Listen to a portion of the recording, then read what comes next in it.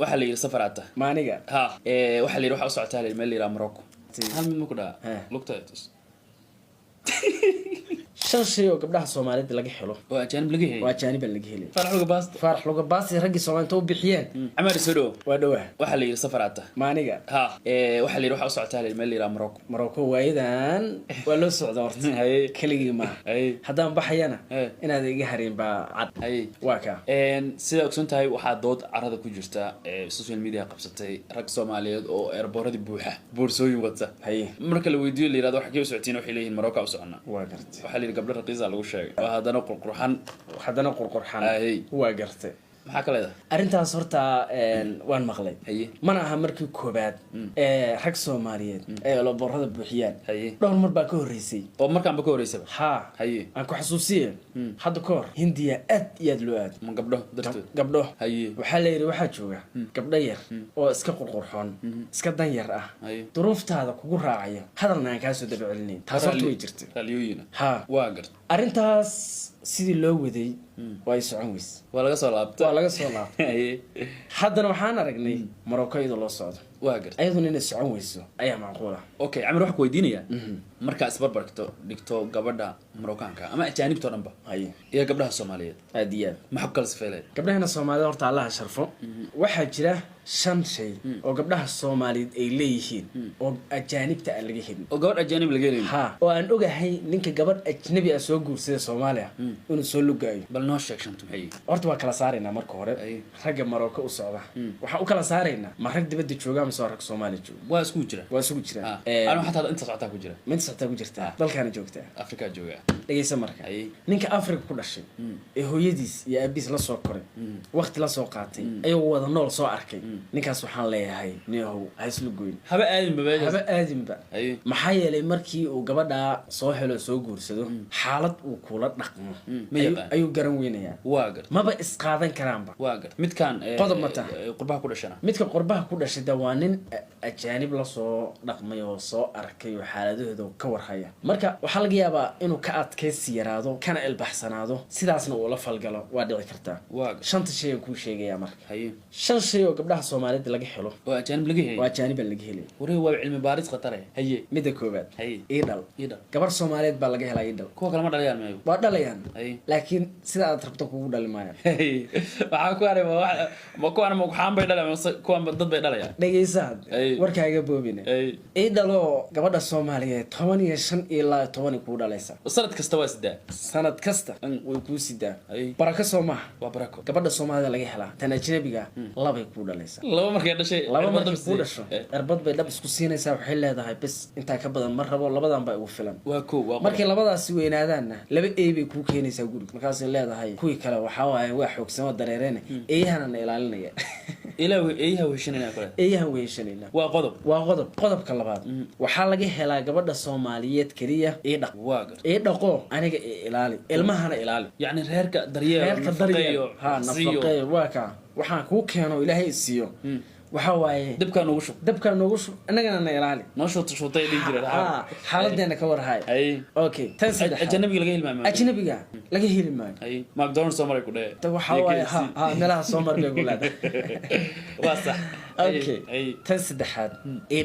edis baa laga helaa gabar Soomaaliyeed oo waxaad arkaysaa alaabtii guriga aad ku ogeyd mararka qaar waxa arkaysaa alaab iska halaabaysa iska jajabaysa gurigii baa dayacmay meel baa adu ogaa in alaab badan kala jajabneedo gurigu gees ka jabnaa baad waxa imaanaysaa guriga saa u taagan ayada wixii kala qurux miiran ah marka miyiga la joogana ayada aqalka dhis marka magaalka la joogana wixii bay kala habeynaysaa waa sax ayadoo ku dhihin shay hebel baa maqan ee keen lacag waxa arkaysaa shaygiyo yaal guriga san furniture ya TV meel ku dhagan fadhiga wax alaab iska qurux badan baa arkaysaa waa gar waa ka dhisay dhinaca biilka aad siisay baa laga yaabaa in inta wax ka fajabto sida ku sameeyso tan ajnabiga gabar Soomaalida laga helaa tan ajnabiga ku soo hartay tan ajnabiga adiga ku leeyahay Soomar magaalada ka keen alaabtan bedel adigu soo guri dhanba naga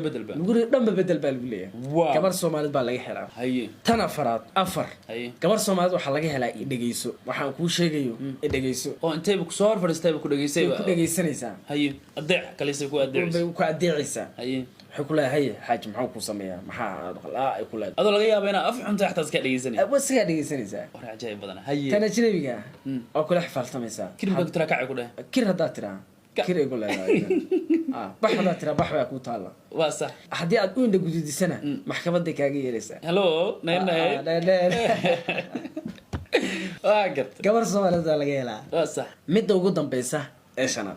هاي دبسن ما بكون دبسن يسبب wax kasta xaalad kasta isku jirtaan ma dhibsanayso waa foolane waa dhale waa dhaqe waa dhise wixii oo dhan bay saa isugu hagaajinaysaa haddana ma dhibsanayso fooli bay galaysaa xaalad adag waxa waaye maalinkii fooshaas ka baxdo shaqadeeda qabsanaysaa tan ajnabiga ahna mar allaala markii cunuga daadiisa ay goosato waxay ku leedahay dhegeyso isbitaalkan tagayaa kilida laga soo saaro cunug ma foolanayba ha laga soo jeexo ha lagu qalayaan markuu cunugii barbaar yahana waxay keenay dhekeer cunugii meelahaas shantaa shay oo gabar Soomaaliyeed aad ka hesho ajnabi ka helmaysid marka waxaan leeyahay ragga borada sii buuxinaya shantaas waliba ku darso raggi Marookaanka ahaa aad bay u kacsan yihiin maxay rabaan kelib waxaan arkay TikTok ay leeyihiin Soomaali ma soo geli karto wadanka waxay leeyihiin ma gabdhahayna $2,000 lagu gadanaya yaa waxas keenay hadda maxaan ka garanay wax keen ma arrintu ma jirtaa waa jirtaa waa $2,000 waa $2,000 midda kaleeto su'aal baan ku weydiinaya gabdhahayna marka laga yimaado in sharaf lagu soo doonto oo karaamo lagu soo doonto yaa yiri gabdhahana waa qaali iyo dadka masqare ku jira lama orane waxa weeye horta arrintaas mid baa u sababeynaya waayadan waxaan social media ka arkaynay hablo badan oo Jamaican Ingiriis Suudaan Ghaanays ku faraq xirtay qaatay oo Soomaalidii nacay waliba magacay noo bixiyeen oo ku darso Faarax Luga Baas raggi Soomaaliyeed oo bixiyeen bay ajnabi ka guursadeen waaga sida markay dhacday kadib rag badan baa inta saseen oo xanaaqeen ay go'aan qaateen hada waa ka ayaguna maxay u bixiyeen marka ayaguna xalimo soo bixiyeen la taqaana xalim kuusay u bixiyeen xalim kuusay marka u bixiyeen marka waxa waaye halkaas bay ka aadeen ayaguna ajaanib kale aadeen xagee loo kala socdaa waxa loo kala socdaa horta garan lahaa waxay damacsan yihiin ilaa hadda ma aanan fahmin waxa la war jiraaba akaaro iman okay Amar su'aasha doon bisarba inaan ku weydiiyo waxay tahay waxa la yiraahdaa gabdhaha Mareykanka $2,000 lagu helaa anu marka hadda Afrika joogo ama Soomaaliya ka soo qaad $2,000 marka haysto ma guursan karaa gabadhaas maya gabadha Soomaaliyeed ma guursan karaa gabar Soomaaliyeed si sharaf leh oo qurux badan bad ku guursan kartaa sidee waxa ku guursan kartaa de wax walba isfahan marka waxa leedahay waxa la helaa gabar $2,000 xataa waxwaasheedu ku dhamaanayso aad iyo aad oo qurux badan mid baan ku sheegay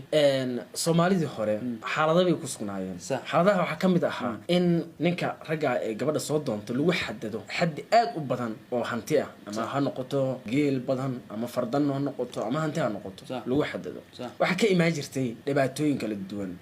oo ah ninkaasi gabadhii inuu ula dhaqmo sida qof asagu uu leeyahay adoonsado oo kale Soomaalida hadda waa ilbaxday waalidiin badan waxaa jira ku oranaya wiilkeeni wiilkeeni noqo inaguna ku dhibimayno gabadha kugu dhibimayno oo xoolihii iyo wixii kugu dhibay anaga ku garab siinayna nin gabar ka soo doontana waa nin ku sharfay moogta marka waxa weeye hadda waxa leedahay wal helaa hadda haysatay inta wixii ka dhimo lagu darayaa iska iimaanso Soomaalidaada okay Amari hadii ragisan hadda ku socdaan oo gabdhaha ajaanib la raadsado aad iyo aad maxaa ka dhalan kara horta awaan sharlaawo waxa weeye Soomaalidu waxyaabo badan ba ku mahmaahda waxa la yiri waxa taqaan gurso waxa taqaan bay ku dhalaan waa qodob sidoo kale waxay yiraahdaan wiilkaagu marba hilkaaga baahan yahay waa marka hooyis doonayso ha qof aad firkiisa iyo farciisa taqaano oo hadhowti hadduu reerka ka aadana uu kula mid yahay inuu adiga kula joogo hadduu adiga kula joogana oo la mid yahay inuu ayaga la joogo sida ina sameeysaa wacan arrintaana waxaa ka dhalan kara arrin aad u culus oo bulshada siiba gabdhaha hablaha Soomaaliyeed ku jira heesaha qaar waxaad ku aragtaa ama gabayada qaar qof baa la amaanaya markaas baa waxa lagu amaanaya qoftaas inay caddahay dheer tahay qof maaragtay indho saasiin dhamad madow indho dala faantaa sidaas baa loo amaanaya waxa la oran karaa horta dadka suugaantaas ku cabira arrimaha noocaas horta waa dhaqan xun waxa waaye iyaga maaragtay ka qayb qaata gabadhii marka waxa ku dhacaysa kow inay iscadeyso midabkeedii inay bedesho labo inay isdheerayso kobo 1 mitir qaado marka dambe luka jabta marka dambe أنا بلا كدب اسبتال لقيه لي قبل أن كليه كحنوسنتها سي ساعة ولا عباليس وحالس أنا مذهب كذين إني بدشوا صح عديو يبلايك على الله فرقتوين أي سميسته إلهي كم سمديدين إنه بلايس إنه بدمدوا الموقع اللي أماني أي كان سن يهرود بس ما هاللي هذا قف أفوساس أفو قدو